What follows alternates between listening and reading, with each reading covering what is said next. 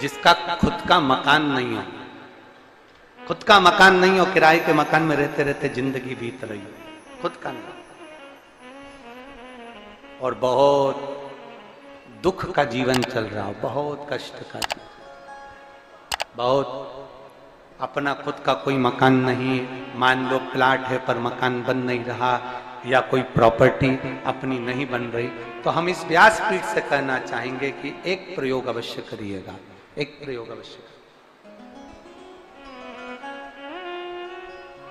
अपने आसपास के 5-6 बेलपत्र के वृक्ष देख लीजिए,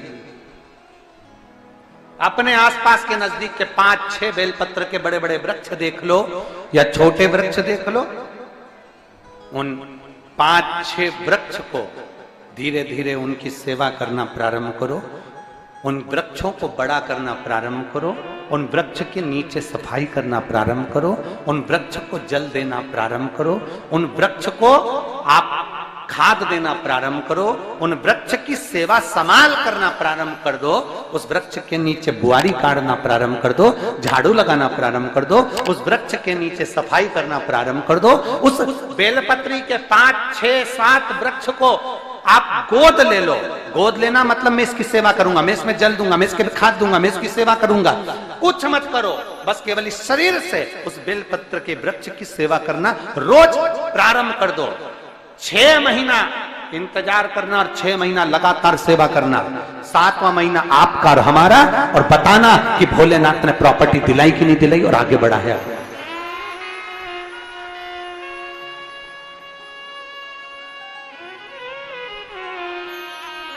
एक बेलपत्र का वृक्ष जिसके नीचे माता लक्ष्मी विराजमान होती है, एक बेलपत्र के वृक्ष के नीचे लक्ष्मी रहती है। दुनिया के लोग कहते हैं लक्ष्मी जी का दिन कौन सा है, बोलो जम के जल्दी से। शुक्रवार। दुनिया के लोग कहते हैं लक्ष्मी जी का दिन शुक्रवार है, पर माता लक्ष्मी से पूछा जाए कि तुम्हारी माता ख्याति देवी नारायण भगवान के साथ तुम्हारी शादी नहीं कर रही थी, शंकर को लक्ष्मी दे रही थी, तब तुमने भगवान शंकर से विनती करी, भोले बाबा मैं नारायण से प्रेम करती हूं, भगवान नारायण से मेरा विवाह हो। तो माता ख्याति देवी से शंकर भगवान ने विनय कर कर कहा कि लक्ष्मी जी का विवाह नारायण के साथ कर दिया जाए। भगवान नारायण के साथ जब लक्ष्मी जी का विवाह हो गया, तब लक्ष्मी जी हाथ जोड़कर बोलती हैं, बाबा मेरा विवाह नारायण के साथ हो गया, पर मैं आपके चरणों की सेवा करना चाहती हूँ, बाबा आप कृपा करिए कि मैं क्या करूं आपके लिए। शंकर भगवान कहते हैं, लक्ष्मी बस 2 चीजें कर दे, एक सोमवार के दिन तू मेरे मंदिर के दरवाजे पर चौखट पर बैठ जाना, और दूसरा प्रतिदिन शाम के समय पर तू बेलपत्री के पेड़ के नीचे बैठ जाना। जो तेरी बेल वृक्ष के नीचे सेवा करने आए, जो शंकर जी के मंदिर में सोमवार को जल चढ़ाने आए, उसका जो पात्र जल चढ़ाकर जब वो घर लेकर जाए, उसके पीछे पीछे पात्र के पीछे पीछे तू जाना, और उसके घर में लक्ष्मी का भंडार भरकर आए। लक्ष्मी बेलपत्र के वृक्ष के नीचे तू विराजमान हो जा, उस बेलपत्र के वृक्ष के नीचे जो बुआरी लगाए, सेवा करे, चाकरी करे, एक बेटी को जैसे बड़ा करते हैं वैसे बेलपत्री के वृक्ष को जो बड़ा करे, बेलपत्री के वृक्ष का जो पालन करे, पोषण करे, उसकी संभाल करे, उस बेलपत्री के वृक्ष को जैसे जैसे वो उन्नति करे, वैसे वैसे उसके घर में समृद्धि बढ़ते जाए, उसके घर में वैभव बढ़ते जाए। ये शंकर भगवान माता लक्ष्मी से करे, भगवान शिव माता लक्ष्मी से करे।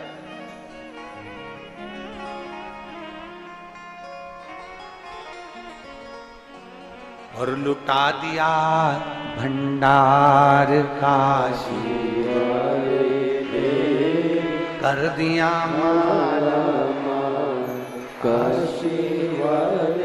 हम जानते हैं दुनिया के लोग हंसेंगे, दुनिया के लोग कहेंगे बेलपत्री के पेड़ के नीचे सेवा करने से क्या लक्ष्मी बढ़ती है, बेलपत्री के पेड़ के नीचे क्या संभाल करने से धन बढ़ता है, वैभव बढ़ता है। हम कहते हैं तुम्हारा विश्वास अगर पक्का है, शंकर के प्रति तुम्हारा भरोसा पक्का है, तो बेलपत्री के वृक्ष के नीचे तुम जाओ, तो एक नियम बनाओ, तो तुम जाओ, बेलपत्र की संभाल तो करो, एक नियम बनाओ। तो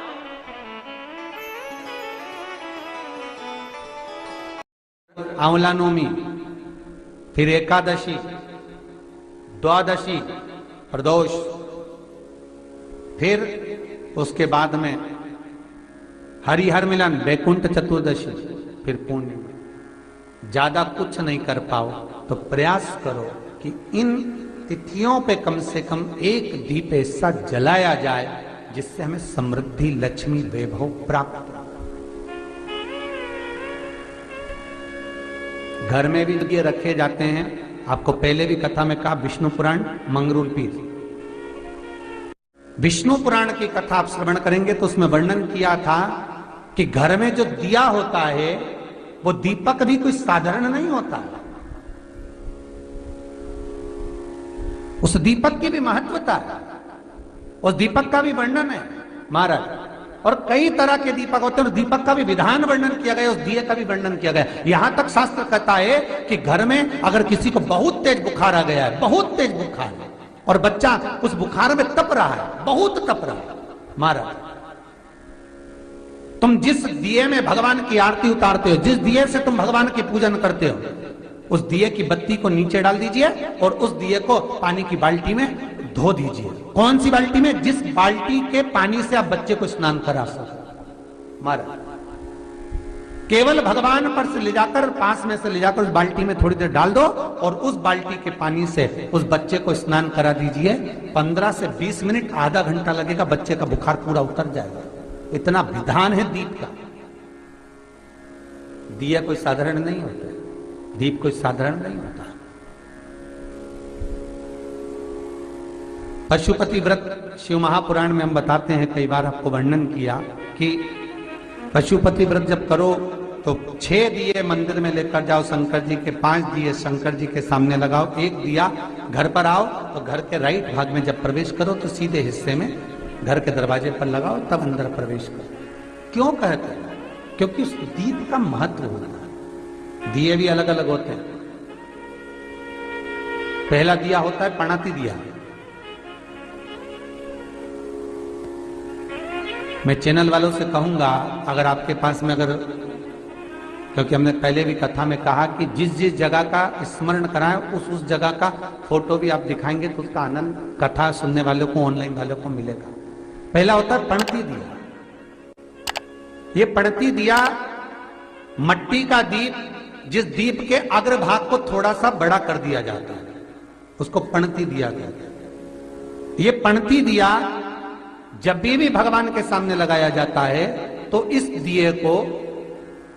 दिए को सम्मुख में जब रखा जाता है तो दिए का जो लौकी मुख होता है वो अपनी ओर होना चाहिए।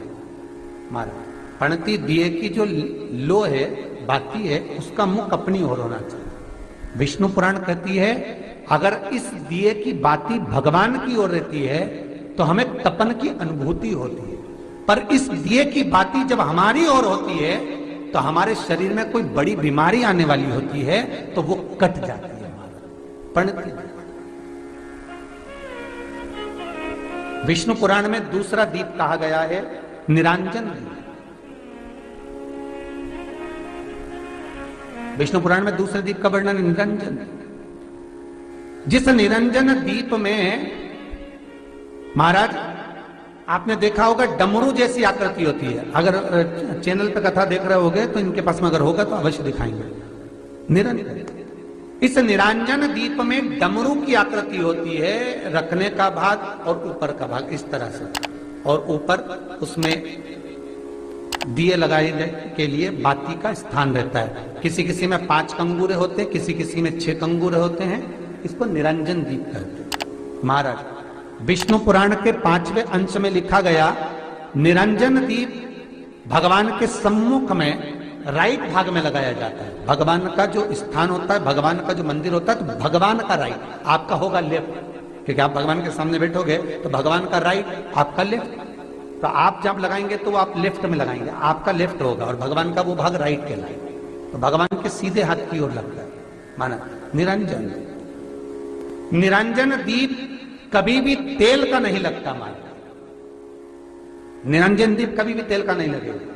हाँ, ये हो सकता है कि बटी निरंजन जो दीप होता है उसमें तेल डाल सकते हैं। बटी निरंजन दीप जो होता है उसमें कंगूरे नहीं होते। बटी निरंजन दीप केवल गोल होगा, ऊपर से डमरू जैसी आकृति होगी, डमरू जैसा होता है, ऊपर से उसमें कहीं कंगूरे नहीं होते। महाराज, अगर आप चैनल पे देख रहे होंगे तो बटी निरंजन दीप का भी वर्णन आपको दिखाया जा रहा होगा। बटी निरंजन जो दीप होता है वह डमरू की आकृति में होता है, उसमें कोई कंगूरे नहीं होते, पर निरंजन जो दीप होता है उसमें कंगूरे होते हैं। तो जो निरंजन दीप होता है उसमें कभी तेल नहीं डाला जाता, निरंजन दीप को हमेशा घृत से ही लगाया जाता है। पर बटी निरंजन जो दीप होता है उसमें आप तेल डाल सकते हैं, बटी निरंजन दीप जो लगाएंगे वो तेल का लगा सकते हैं, पर निरंजन में कभी तेल नहीं डाला जाता। क्यों नहीं डालते? विष्णु पुराण कहती है निरंजन दीप के अंदर अगर तेल की बाती लगाया जाता है तो 1 रुपया कमाते हैं, 1.25 रुपये खर्च होगा। घर में 10 लोग भी कमा कर लाएंगे तो पैसा नहीं दिखेगा, घर में रुपया टिकता नहीं है। अर्थात निरंजन दीप में आप तेल की बाती लगा रहे हो, ये सिद्ध हो चुका है। अब अगर आप यही बात किसी जगह पर पूछोगे, किसी आचार्य से पूछोगे हमारे यहाँ ऐसा हो रहा है, तो वो कहेगा तुम्हारी गृहदशा खराब हो रही है, तो उसने अंगूठी पहना दी, अंगूठी पहनाने के बाद भी घाटा खा गए। फिर पूछोगे महाराज हमने तो अंगूठी पहनी, नीलम पहना, पुगराज पहना, ये पहना, वो पहना, आराम नहीं लगा, तो कहा तुम्हारे यहाँ वास्तु का दोष है, वास्तु भी सही करवा लिया, उसके बाद भी सुख नहीं मिल रहा। अर्थात आपके दिए में जो आप बाती लगा रहे हो उसमें कुछ कमी है, उसको पहचानो। चतुर जो डॉक्टर होता है वो जरा सी देर में पकड़ लेता है कि इसको प्रॉब्लम हो क्या रही, और नहीं तो कहेंगे जांच कराओ, ये जांच हो, जांच हो, मालूम पड़े कुछ निकला नहीं, फिर भी शरीर में कष्ट का कारण क्या वो पकड़ा जाता। मतलब आप 1 रुपया कमा रहे हो, 1.25 रुपया अगर खर्च हो रहा है तो निरंजन जो दीप है उसमें तेल की बाती लग रही है, ये पक्का है, ये पक्का है। मतलब घर में पैसा टिक नहीं है, पैसा आ तो बहुत रहा है, बहू भी कमा रही, बेटा भी कमा रहा, दुकान से भी आ रहा है, किराए से मकान भी चल रहा है, वहां से भी बहुत कुछ आ रहा है, पर आखिर पैसा दिखता क्यों नहीं है? आया लाख रुपए रात को आए, 2-3 दिन में चले गए, बची नहीं कुछ भी। पत्नी के पास बेचारी वो माई के सल्ला के जोड़ के वो तो बताती नहीं, अच्छा थोड़ा सवाल कर, पर कमाई का धन नहीं दिख रहा। मतलब निरंजन जो दीप है, निरंजन दीप जिसमें ऊपर कंगूरे बने रहे 5, 6, 7 डमरू की आकृति का रहता, पर उसमें कंगूरे बने रहते निरंजन, उसमें जरूर आप तेल डालकर जला रहे हो, इसलिए ये धन दिख नहीं रहा, संपदा दिख नहीं रही, वैभव दिख नहीं, उसमें केवल घी की ही बातें हैं। और महाराज बटी निरंजन जो दीप होता है उसके अंदर आप तेल डालकर जला सकते हो।